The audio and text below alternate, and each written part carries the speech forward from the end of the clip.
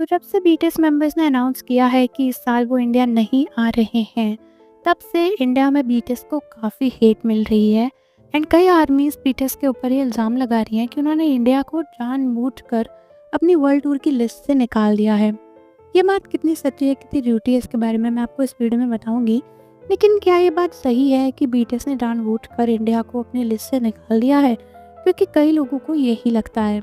कुछ आर्मीज का कहना है कि बीटीएस कभी इंडिया आना ही नहीं चाहते थे एंड वो बस हमारा इस्तेमाल कर रहे हैं व्यूज़ के लिए, पॉपुलैरिटी के लिए, क्योंकि इंडिया एक ऐसा फैंडम है जो बहुत बड़ा है बीटीएस के फैंडम में। बहुत सारी आर्मीज बीटीएस को व्यूज़ देती हैं यूट्यूब से, उनकी एल्बम पे व्यूज़ देती हैं, उनकी चीज़ों को परचेज़ करती है इंडिया में। एंड क्योंकि इंडियन रुपीज़ कोरियन वॉन से काफ़ी महंगा है, इसीलिए इंडिया में जब भी बीटीएस की कोई भी चीज़ परचेज़ होती है तो उन्हें भारी मात्रा में काफ़ी फ़ायदा होता है। लेकिन दोस्तों, इस मोमेंट पर मैं बस यही कहना चाहूँगी कि वर्ल्ड टूर प्लान करना पहली बात तो बीटीएस के हाथ में नहीं होता, उनकी कंपनी के हाथ में होता है। दूसरी चीज़ ये कि किसी भी चीज़ को प्लान करने में बहुत प्लानिंग लगती है एंड ये वर्ल्ड टूर कोई आज बैठ के प्लान नहीं किया होगा। इसको प्लान करने में ना कम से कम 2 साल पहले की ही मेहनत होगी एंड बहुत सारी चीज़ें अरेंज करनी होती है, सब कुछ करना होता है। तो प्लीज़ कोई ये तो ना ही बोले कि बीटीएस ने जानबूझकर किसी कंट्री को बस ऐसे ही बाहर निकाल दिया, वो भी विदाउट एनी रीज़न। हो सकता है कि बीटीएस की आगे आने वाली लिस्ट में इंडिया ऑलरेडी इंक्लूडेड हो एंड हम लोग ज़बरदस्ती बीटीएस को अभी से इतनी हेट दे रहे हैं।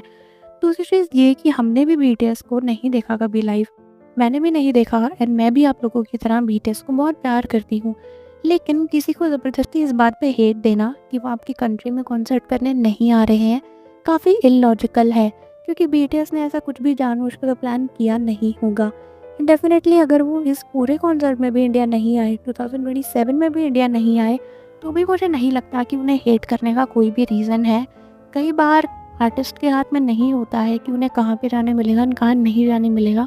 ये पूरे तरीके से कंपनी की प्लानिंग होती है, क्योंकि पैसा कंपनी को खर्च करना है, सब चीज़ें कंपनी को ही अरेंज करनी है। एंड अगर कंपनी को लगता है कि उनके आर्टिस्ट के लिए कोई जगह ठीक नहीं है, तो वो उन्हें वहाँ पे नहीं भेजती है। इस पर बीटीएस कुछ भी नहीं कर सकते हैं। बहुत सारे लोग जो कह रहे हैं कि बीटीएस ने जानबूझकर इंडिया को बाहर निकाल दिया, मैं उनसे बस यही कहना चाहूँगी कि पहले तो ये सारी बातें कहनी ही नहीं चाहिए, क्योंकि बीटीएस के पास कोई भी रीज़न नहीं है इंडिया को बाहर निकालने का। दूसरी चीज़ ये कि अगर ऐसा कुछ है भी तो उसमें बीटीएस को हेट करने की कोई ज़रूरत नहीं है एंड हो सकता है कि आगे की लिस्ट पे इंडिया खुद ही आ जाए। तो इसलिए अभी से बीटीएस को इतना हेट मत दो, प्लीज़ ऐसा मत करो कि आगे आने वाले दिनों में उनके लिए इंडिया आना ही मुश्किल हो जाए।